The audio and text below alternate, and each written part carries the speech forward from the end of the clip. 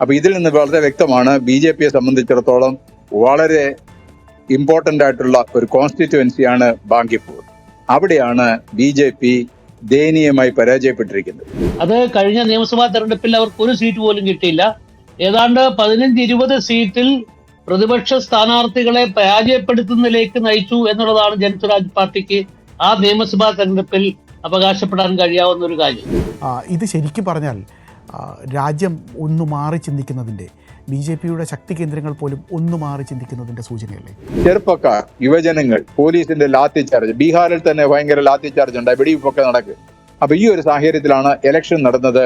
അത് ജനങ്ങള് ഈ ഗവൺമെന്റിനെതിരായിട്ട് അല്ലെങ്കിൽ ഭരിക്കുന്ന സംവിധാനത്തിനെതിരെ ഉപയോഗിച്ചു എന്നുള്ളതാണ് യാഥാർത്ഥ്യം. ജന്തർ മന്ദറിലെ വിദ്യാർത്ഥി പ്രക്ഷോഭത്തിന് മുന്നിൽ അടിയറവ് പറഞ്ഞതിന് പിന്നാലെ പാർട്ടി ദേശീയ അധ്യക്ഷൻ നിതിൻ നബീന്റെ സ്വന്തം തട്ടകമായ ബാങ്കിപ്പൂരിലും BJP-ക്ക് വലിയ തിരിച്ചടി നേരിട്ടിരിക്കുകയാണ്. അടുത്ത വർഷം ആദ്യം ഉത്തർപ്രദേശ് നിയമസഭാ തെരഞ്ഞെടുപ്പ് നടക്കാനിരിക്കെ ബീഹാറിലെ ബാങ്കിപ്പൂർ നിയമസഭാ ഉപതെരഞ്ഞെടുപ്പിൽ സിറ്റിംഗ് സീറ്റ് നഷ്ടമായത് BJP-ക്ക് അപ്രതീക്ഷിതമായ ആഘാതമായാണ് വിലയിരുത്തപ്പെടുന്നത്. ബാങ്കിപ്പൂരിലെ പ്രശാന്ത് കിഷോറിൻ്റെ വിജയത്തിന് എന്താണ് ദേശീയ തലത്തിൽ പ്രസക്തി? ഈ വിജയം എന്താണ് രാജ്യത്തോട് പറയുന്നത്? ഈ വിഷയത്തിൽ സംസാരിക്കാൻ ഇന്ന് നമ്മളോടൊപ്പമുള്ളത് ബീഹാർ അടക്കം ഉത്തരേന്ത്യൻ സംസ്ഥാനങ്ങളിൽ പതിറ്റാണ്ടുകളോളം പ്രവർത്തന പരിചയമുള്ള മുതിർന്ന മാധ്യമ പ്രവർത്തകരായ AJ ഫിലിപ്പ്, വെങ്കടേഷ് രാമകൃഷ്ണൻ എന്നിവരാണ്. ശ്രീ വെങ്കടേഷ് രാമകൃഷ്ണൻ നിലവിൽ ദ എയ്ഡത്തിൻ്റെ മാനേജിംഗ് ഡയറക്ടർ കൂടിയാണ്. നമസ്കാരം. എനിക്ക് തോന്നുന്നു നമുക്ക് ഈ ചർച്ച തുടങ്ങുന്നത് ഫിലിപ്പ് സാറിൻ്റെ ഭാഗത്തും തുടങ്ങാമെന്ന് തോന്നുന്നു. ബാങ്കിപ്പൂർ വിജയം, നമ്മൾ ഇൻട്രോയിൽ പറഞ്ഞതുപോലെ ബാങ്കിപ്പൂർ വിജയം എത്രത്തോളം വലിയൊരു അട്ടിമറിയാണ്, എങ്ങനെയാണ് അതിനെ കാണുന്നത് സാർ? ബാങ്കിപ്പൂർ എന്ന് പറയുന്നത് പട്നയുടെ ഒരു പ്രാന്തപ്രദേശമാണ്. ആക്ച്വലി അത് സിറ്റിയുടെ ഭാഗമെന്ന് വേണമെങ്കിൽ തന്നെ പറയാം. കാരണം നേരത്തെ ബാങ്കിപ്പൂർ പട്ന വെസ്റ്റ് മണ്ഡലത്തിന്റെ ഭാഗമായിരുന്നു. ഈ മണ്ഡലത്തിന്റെ ഒരു 1995 മുതൽ ഇത് BJP കൈവശം വെച്ചിരിക്കുന്ന സീറ്റാണ്.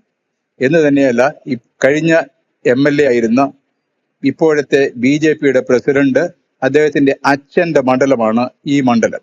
അച്ഛനിൽ നിന്നാണ് മകനിലേക്ക് ഈ മണ്ഡലം എത്തിയത്. അപ്പോൾ കഴിഞ്ഞ 30 വർഷമായി കയ്യിലിരിക്കുന്ന ഈ മണ്ഡലം പാർട്ടിയുടെ ഉരുക്ക് കോട്ടയായിട്ടാണ് കാണപ്പെട്ടിരുന്നത്. അതുകൊണ്ട് മാത്രമാണ് അദ്ദേഹത്തെ രാജിവെക്കാനായിട്ട് അനുവദിക്കുകയും അദ്ദേഹത്തെ രാജ്യസഭയിലേക്ക് കൊണ്ടുപോവുകയും അദ്ദേഹത്തെ BJP-യുടെ നാഷണൽ പ്രസിഡന്റായിട്ട് അവരോധിക്കുകയും ചെയ്തത്. അപ്പൊ ഇതിൽ നിന്ന് വളരെ വ്യക്തമാണ് BJP-യെ സംബന്ധിച്ചിടത്തോളം വളരെ ഇമ്പോർട്ടന്റ് ആയിട്ടുള്ള ഒരു കോൺസ്റ്റിറ്റ്യുവൻസിയാണ് ബാങ്കിപ്പൂർ. അവിടെയാണ് BJP ദയനീയമായി പരാജയപ്പെട്ടിരിക്കുന്നത്. ചെറിയൊരു പരാജയമല്ല, 19,000 ചില്ലുവാനം വോട്ടിനാണ് BJP അവിടെ അടിയറവ് പറഞ്ഞത്. എന്ന് തന്നെയല്ല, RJD-ക്ക് 14,000 ചില്ലുവാനം വോട്ടുകൂടെ കിട്ടിയിട്ടുണ്ട്. അപ്പൊ ഇത് രണ്ടും കൂടെ കൂട്ടിയാൽ വലിയൊരു ഭൂരിപക്ഷത്തിലാണ് BJP അവിടെ തോറ്റത് എന്ന് നമുക്ക് മനസ്സിലാക്കാൻ കഴിയും. ഇത് കാരണം എന്ത് എന്ന് ചോദിച്ചു കഴിഞ്ഞാൽ, എന്റെ അഭിപ്രായത്തിൽ പ്രശാന്ത് കിഷോറിന്റെ വ്യക്തിപരമായ ഒരു വിജയമാണെന്ന് ഞാൻ ഇതിനെ കാണുന്നില്ല. അതിലുപരി ഇത് കഴിഞ്ഞിടെ നടന്ന വിദ്യാർത്ഥി പ്രക്ഷോഭണത്തിന്റെ ഒരു റിഫ്ലക്ഷൻ ആണ് എന്ന് മാത്രമാണ് ഞാൻ ഇതിനെ വിശകലനം ചെയ്യുന്നത്. ശ്രീ വെങ്കടേഷ് രാമകൃഷ്ണൻ സാർ, അങ്ങ് ഇത് കേൾക്കുന്നുണ്ടാവുമല്ലോ അല്ലേ? കേൾക്കുന്നുണ്ട് സാർ. ഇപ്പോൾ നമ്മൾ ഈ പട്ന നഗരത്തിന്റെ ഒരു ഹൃദയഭാഗമാണെന്ന് പറയേണ്ടി വരും ഈ ബാങ്കിപ്പൂരിനെ. മാത്രമല്ല, ഈ കായസ്ഥ വിഭാഗം അടക്കം വലിയ ഉന്നത കുല അല്ലെങ്കിൽ ഉന്നത ജാതികൾക്ക് വലിയ സ്വാധീനമുള്ളൊരു മണ്ഡലം കൂടിയാണ്. ഒരുപക്ഷെ നമ്മൾ മുൻപൊരു ചർച്ചയിൽ പറഞ്ഞതുപോലെ ഈ മധ്യവർഗത്തിന് വലിയ അസംതൃപ്തി ഉണ്ടായ കുറച്ച് കാലഘട്ടങ്ങളാണ് ഇപ്പോൾ കടന്നു പോകുന്നത്.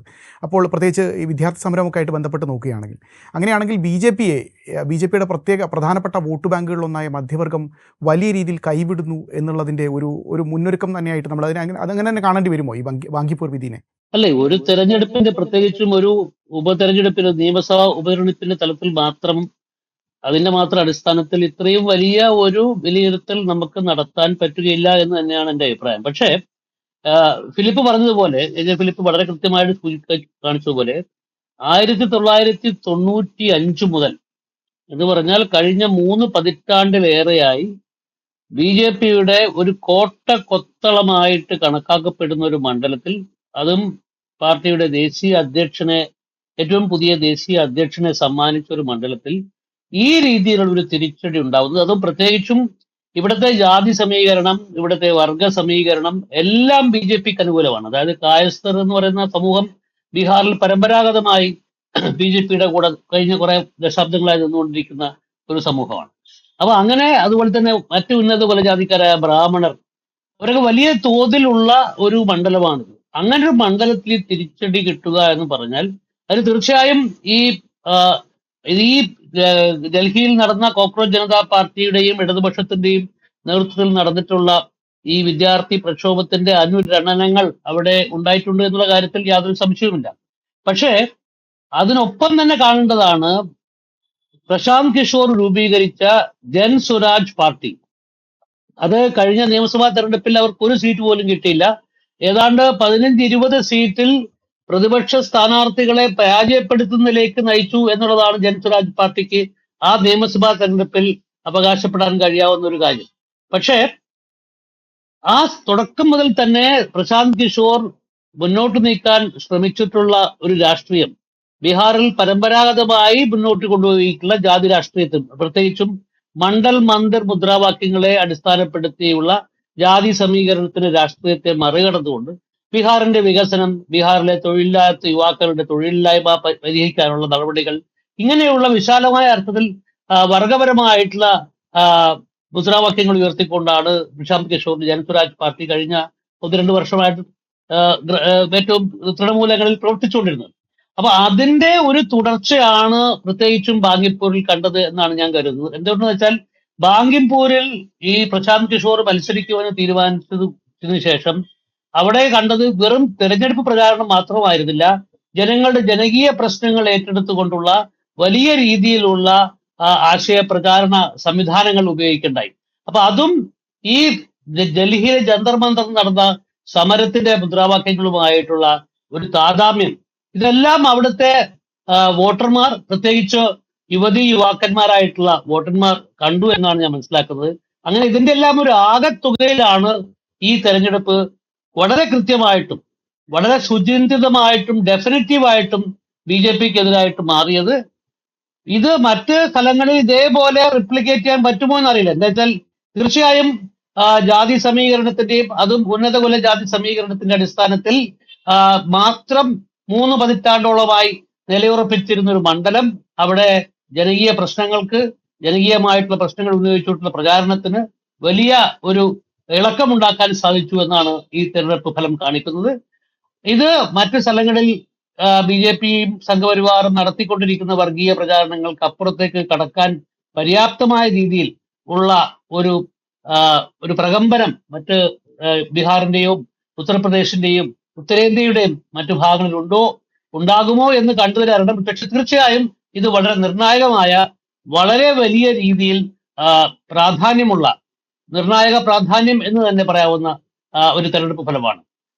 ഈ ജൻസ്വരാജ് പാർട്ടി രൂപീകരിച്ച ശേഷം എനിക്ക് തോന്നുന്നു കഴിഞ്ഞ നിയമസഭാ തെരഞ്ഞെടുപ്പിൽ ആ പാർട്ടി രൂപീകരിച്ച ശേഷം ഉണ്ടായിട്ടുള്ള വലിയ വിജയങ്ങളിൽ ഒന്ന് എന്ന് തന്നെ പറയേണ്ടി വരും. ആദ്യത്തെ വിജയം എന്ന് തന്നെ വേണമെങ്കിൽ നമുക്കതിനെ വിശേഷിപ്പിക്കാം.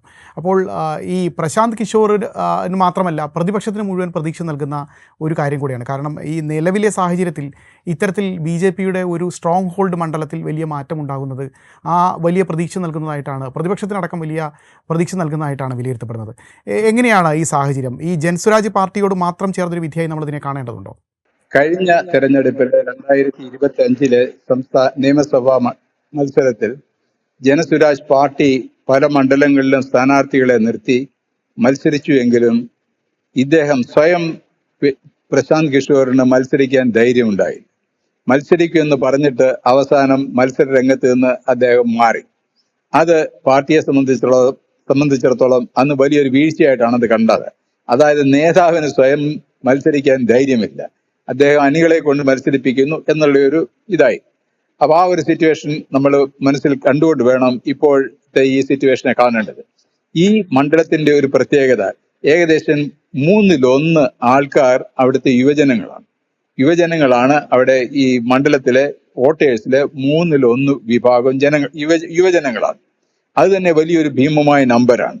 അവരുടെ മാതാപിതാക്കൾ, അവരുടെ ബന്ധുക്കാർ, അത് തന്നെ കണക്കൂട്ടുമ്പോൾ ഒരു വലിയ ഫിഗറായിട്ട് വരും.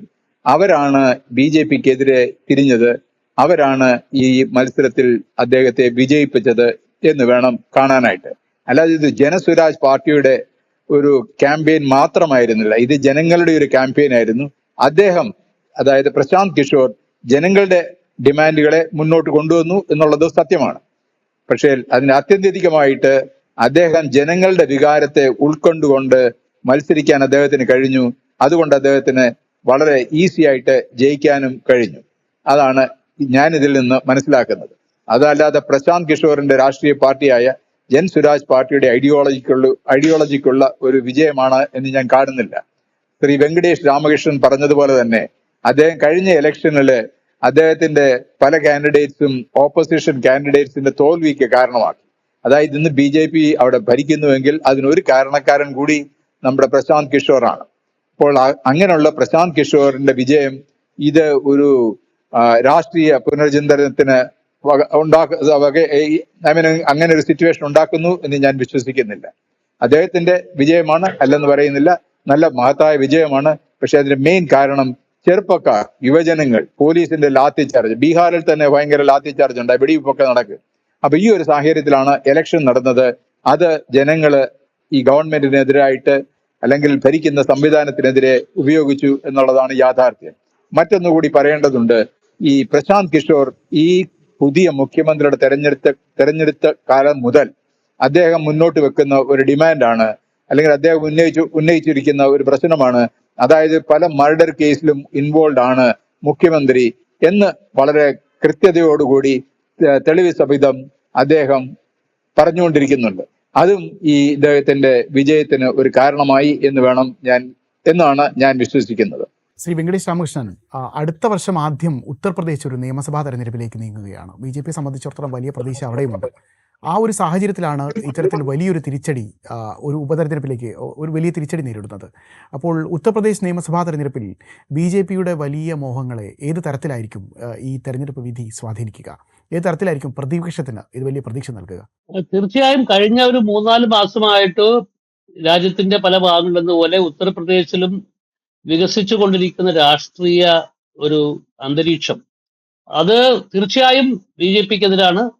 അത് ഉത്തർപ്രദേശിലെ BJP സർക്കാരിനെ നയിക്കുന്ന മുഖ്യമന്ത്രി ആദിത്യനാഥിനെതിരാണ്. കേന്ദ്രത്തിൽ ഭരിക്കുന്ന നരേന്ദ്രമോദിക്കും അമിത്ഷായ്ക്കും എതിരാണ്.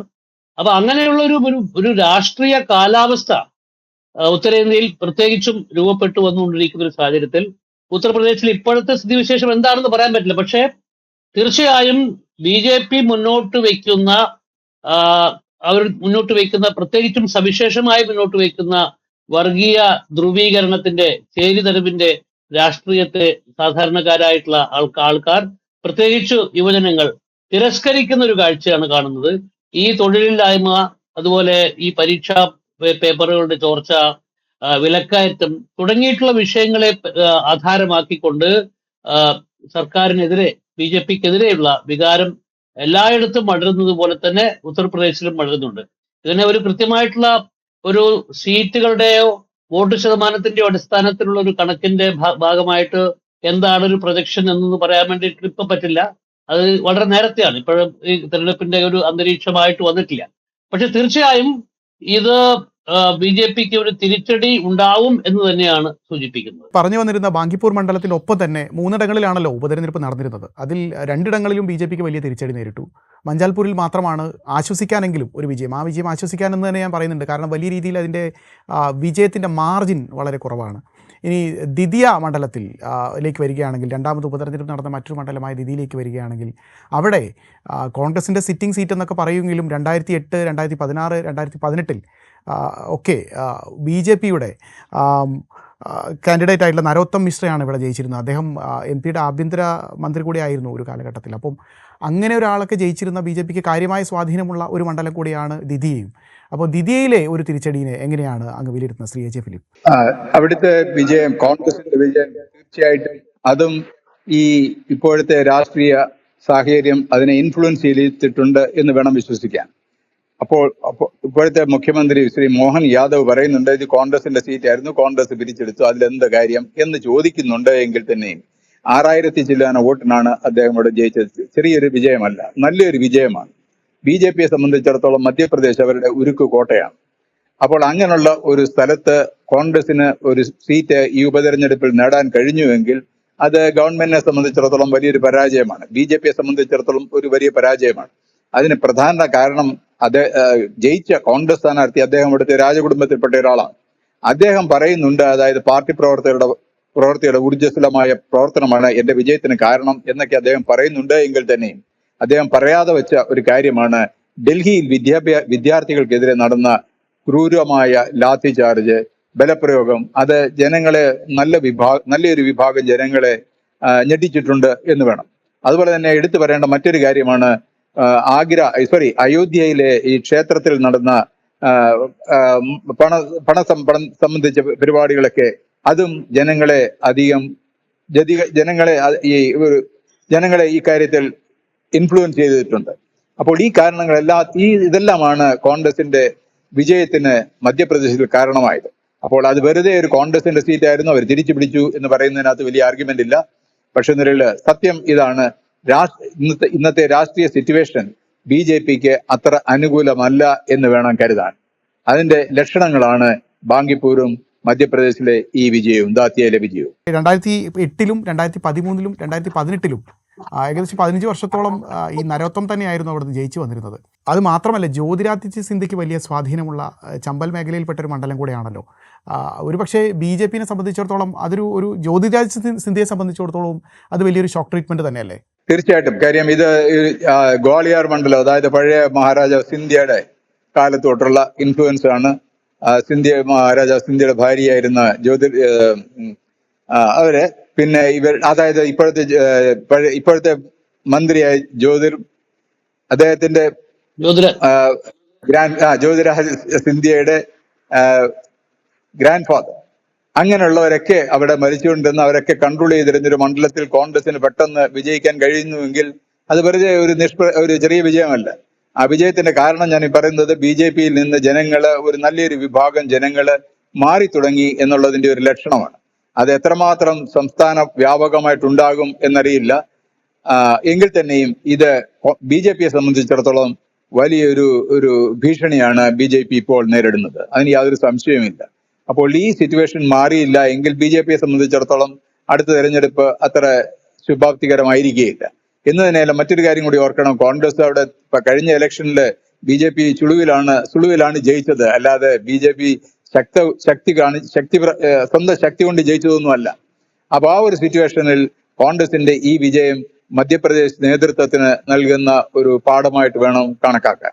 ശ്രീ വെങ്കടേഷ് രാമകൃഷ്ണൻ, നമ്മൾ ഈ ചർച്ചയുടെ ഒരു ഘട്ടത്തിലേക്ക് എത്തിയിരിക്കണം. അപ്പോൾ ഇതിനകത്ത് നമ്മൾക്കൊക്കെ അത്ഭുതം തോന്നുന്ന ഒരു കാര്യം, ഈ ബാങ്കിപ്പൂരിലെ വിജയം എന്ന് പറയുന്നത് പ്രശാന്ത് കിഷോർ തന്നെ പറയുന്നത് 1 മാസം കൊണ്ട് നടത്തിയ അട്ടിമറിയാണെന്നുള്ളതാണ്.